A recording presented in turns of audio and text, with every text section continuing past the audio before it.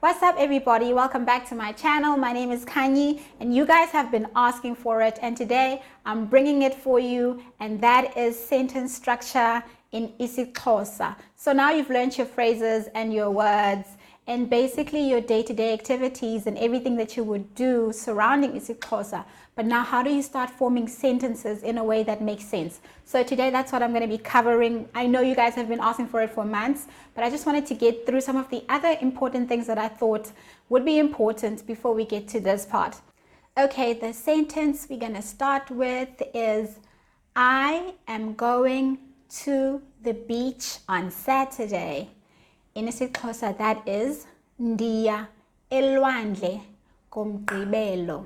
We're going to break it down for you, and we're going to start with I'm. I'm is ndi in IsiXhosa. I am or I'm is ndi. And then ndiya elwandle, I'm going to the beach. Ndiya elwandle.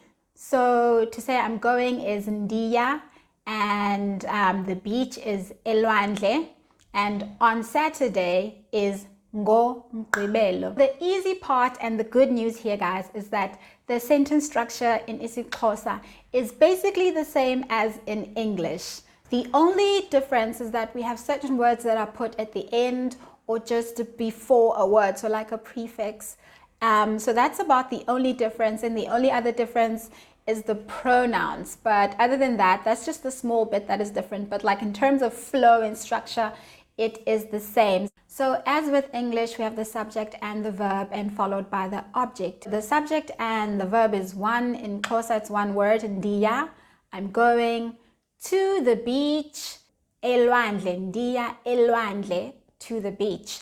On Saturday, and then on Saturday would be ngomgqibelo. So ngo is on. Ngo is on Saturday. So that's the basic structure, and the only other thing I would note is that the words are connected. Usually the prepositions are sometimes mostly connected to the verb or the noun. So ngomgqibelo, so it's on Saturday would be written as on Saturday. So it's very common in Xhosa. That's another thing that makes Xhosa difficult to learn, is that a lot of words are connected or they're made one. Another thing to note is that the placing of the phrases can be changed. Like in English, you can say on Saturday I'm going to the beach. So in IsiXhosa you could also be able to say ngomgqibelo ndiya elwandle. So it's also interchangeable, so you could totally do that if you wanted to. Okay, so then we move on to the next bit now that is a bit tricky, that you guys definitely need to learn and adjust to. For this next bit, we're going to change up this sentence to say I'm going to the beach with my friend. Ndiya elwandle nomhlobo wam. In IsiXhosa, we have pronouns that indicate ownership. So to say something is yours or your mother, you would say my mother, umama wam. So it's basically like mother of mine, if I had to explain it, or dog of mine. So it's not my mother, it's mother of mine. So mama wam or nja yam. Okay, so just as we're making that distinction, so we have two different ways of referring to things and animals and versus humans. So things and animals is yam, Y-A-M, yam, and when you're referring to humans, you would say wam. So it's like my mother is mama wam, my dog is inja yam.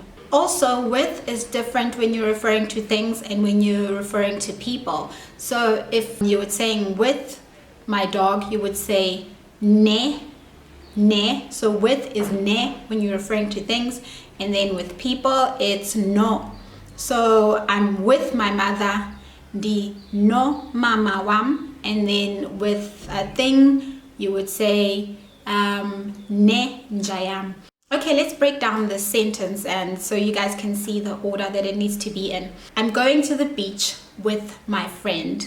I'm going ndiya elwandle to the beach with my friend. No mhlobo wam. So that's the only bit that has changed that you will need to remember that is, I guess, uniquely Xhosa then is that the yam comes after your thing, which is like my friend, it's umhlobo wam, it comes after. And the other one, it's ne with and no, which refers to a person. Okay, so that's about it, guys. So if you've learned all of that, then you're ready to go. We're going to practice another sentence just to make sure that you guys got it. Our next practice sentence is, my mother arrived at my house yesterday. Umama wam ufike endlini yam izolo. My mother arrived at my house yesterday. Okay, so the structure is also the same here. The part that we want to note is my mother, umama wam. So you start the sentence as umama wam, my mother arrived, ufike endlini yam, at my house, endlini yam. So at my house, endlini yam izolo, yesterday. So the sentence structure is the same. It's just that yam part and umama wam, the wam part. Umama wam, my mother, and my house, endlini yam, at my house, endlini yam.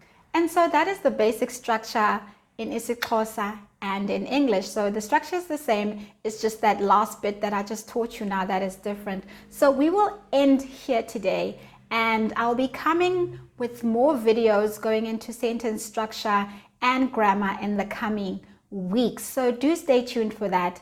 And also I will be going live on Instagram, sharing Xhosa lessons, going one-on-one with you guys. If you guys are interested in that, you can check out my Instagram and join those lives, and we can have a one-on-one session where you learn and we have a good time. Thank you so much for watching, guys. I'll see you next week.